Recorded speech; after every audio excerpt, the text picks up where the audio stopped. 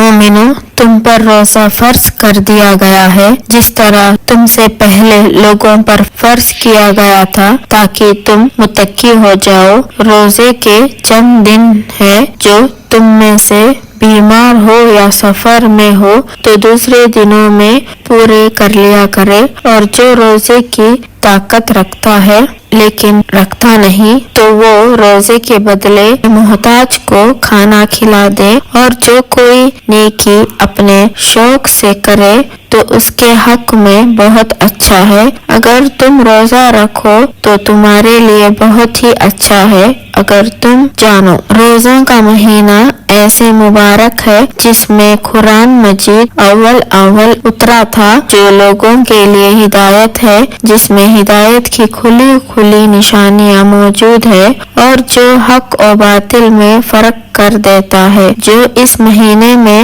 تم میں موجود ہو اس کو چاہیے اس مہینے کے پورے روزے رکھے، جو بیمار ہو یا سفر میں ہو تو دوسرے دنوں میں پورے کرے۔ اللہ تو تمہارے لیے آسانی کر دیتا ہے اور سختی نہیں چاہتا، تاکہ تم اپنی گنتی پوری کر لو اور اس ہدایت پر اللہ کی کبریائی اور عظمت کو یاد کرو اور شکر گزار بندے بنو۔ اے رسول صلی اللہ علیہ وآلہ وسلم، جب میرے بندے تم سے میرے بارے میں دریافت کرے تو تم کہہ دو کہ میں تو تم سے بہت قریب ہوں، میں تو دعا مانگنے والوں کی دعا قبول کرتا ہوں، جبکہ وہ دعا کرے تو وہ بھی میرے حکم کو مانے اور عمل کرے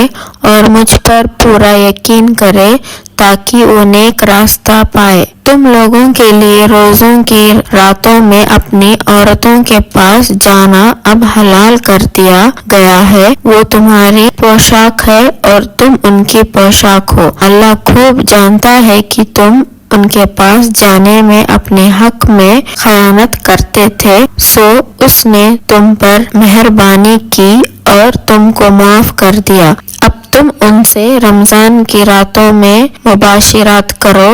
اور اللہ سے طلب کرو جو اس نے تمہارے لیے لکھ دی ہے، یعنی اولاد، اور کھاؤ اور پیو یہاں تک کہ صبح کی سفید داری رات کی سیاہ داری سے الگ نظر آنے لگے، پھر تم روزہ رات تک پورا کرو، اور جب مسجد کے اندر اعتکاف میں ہو تو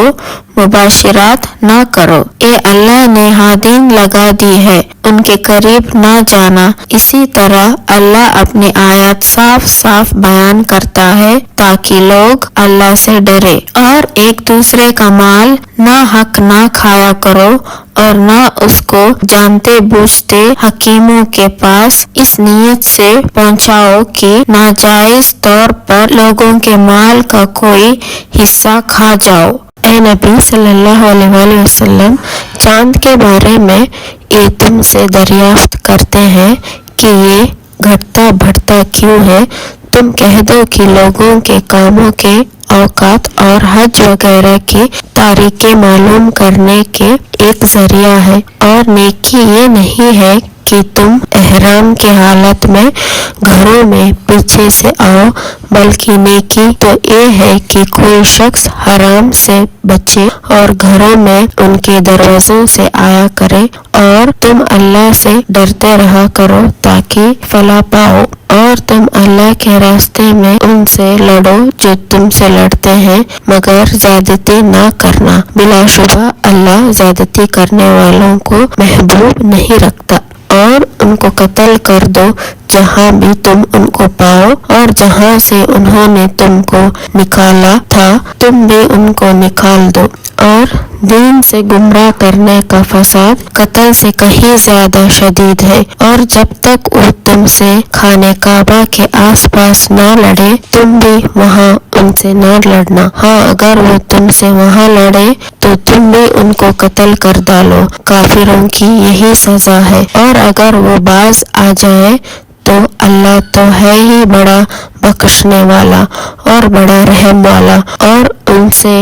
اس وقت تک لڑتے رہنا کہ فتنہ نہ رہے اور اللہ ہی کا دین قائم ہو جائے۔ اگر وہ باز آ جائے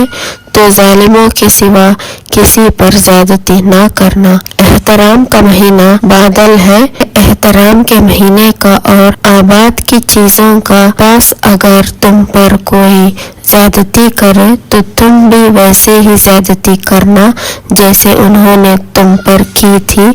اور اللہ سے ڈرتے رہنا، اور تم جان لو کہ اللہ محض اس سے ڈرنے والوں کے ساتھ ہے۔ اور اللہ کی راہ میں خرچ کیا کرو اور اپنے آپ کو اپنے ہاتھوں ہلاک میں نہ ڈالو، اور نیکی کیا کرو، بلا شبہ اللہ نیکی کرنے والوں کو اپنا محبوب رکھتا ہے۔